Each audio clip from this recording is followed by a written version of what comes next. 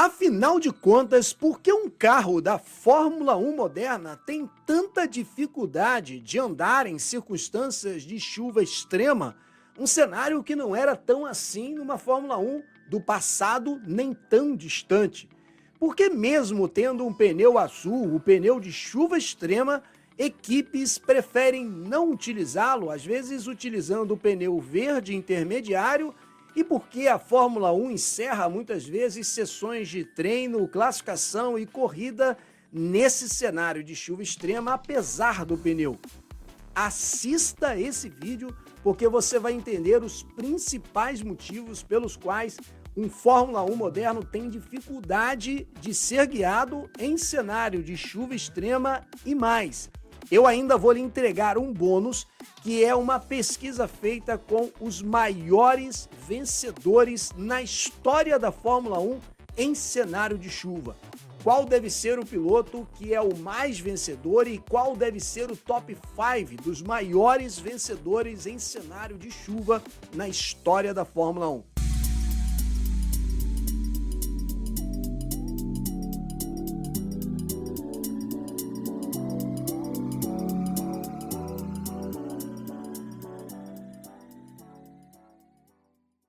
Olá, você que me segue aqui no Fórmula Brum. Se você não é inscrito no canal, deixa o like e se inscreva para você não perder nenhum dos conteúdos de qualidade que a gente entrega, como, por exemplo, vamos tratar do porquê um Fórmula 1 moderno tem tanta dificuldade de andar na chuva e entender de uma vez por todas essas questões. O primeiro motivo pelo qual um Fórmula 1 moderno tem muita dificuldade é o próprio efeito solo. Essa ênfase que foi colocada no regulamento a partir de 2022 até 2025, na ideia de procurar com que os carros gerassem menos turbulência, tivéssemos mais ultrapassagens, isso é uma outra história, mas pelo próprio efeito solo, o spray d'água é mais levantado e isso atrapalha a visibilidade dos carros. Mas vamos entender por que o efeito solo faz isso. O princípio do efeito solo é justamente gerar uma zona de baixa pressão debaixo do carro, através dos túneis de estreitamento do assoalho. Inclusive tem vídeos aqui no canal, vou deixar na descrição um especial que eu trato amplamente sobre como foi criado, a história, como funciona o efeito solo. Mas o básico que você precisa entender é que é gerada uma zona de baixa pressão embaixo do carro que puxa ele para baixo, mas também puxa muita coisa da pista para cima. Basta lembrar, por exemplo, o que aconteceu com Carlos Sainz no Grande Prêmio de Las Vegas 2023, onde uma tampa de bueiro foi levantado do asfalto justamente por causa dessa zona de baixa pressão que gera a sucção debaixo do carro, que é o motivo pelo qual o carro ganha a downforce, ele é puxado para baixo e ganha estabilidade. Num cenário onde você tem chuva, toda a água acumulada no asfalto se transforma num enorme spray d'água e o próprio efeito solo é um dos motivos pelo qual o Fórmula 1 moderno tem dificuldade de andar na chuva. Talvez no seu imaginário você deva também se lembrar do Grande Prêmio da Bélgica de 2021, que foi anulado justamente por causa do spray d'água. Em 2021 você não tem tanta ênfase com relação ao efeito solo. Na verdade, efeito solo sempre existiu na Fórmula 1, em certo nível menor nessa geração 21 para trás, mas, por exemplo, o regulamento de 2026 vai manter o efeito solo numa proporção muito menor, cerca de 30% de geração de carga aerodinâmica pelo efeito solo. Efeito solo sempre existiu a certa medida na Fórmula 1.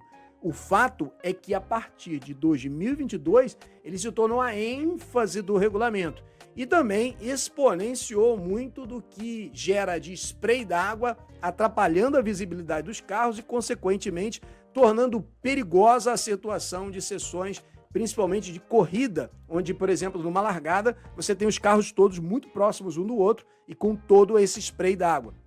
O segundo motivo pelo qual um Fórmula 1 tem dificuldades é o tamanho dele. Só para você ter uma noção, se você hoje em dia você ver uma Amarok, O tamanho da Amarok em termos de comprimento e largura é exatamente a proporção de um Fórmula 1 moderno. E quanto maior a massa do carro, maior também a possibilidade dele levantar mais o spray d'água, ou seja, além do efeito solo, o próprio tamanho do carro proporciona com que esse spray seja muito maior. A Fórmula 1 em 2026 vai nesse conceito do Nimble Car, um carro mais estreito, mais compacto, menor dimensão, uma geração de carga aerodinâmica menor pelo assoalho e que promete resolver um pouco mais essas questões.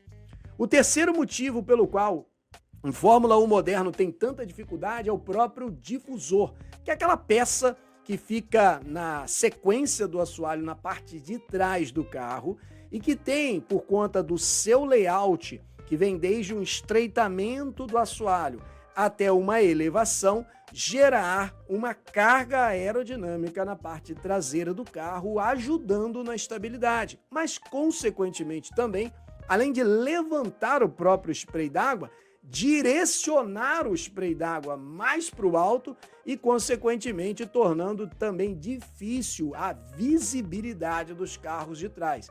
Então perceba que são 3 motivos no sentido de visibilidade, o que torna guiar um Fórmula 1 na chuva perigoso, motivo pelo qual a direção de prova muitas vezes vai interromper sessões de treino, classificação e corrida.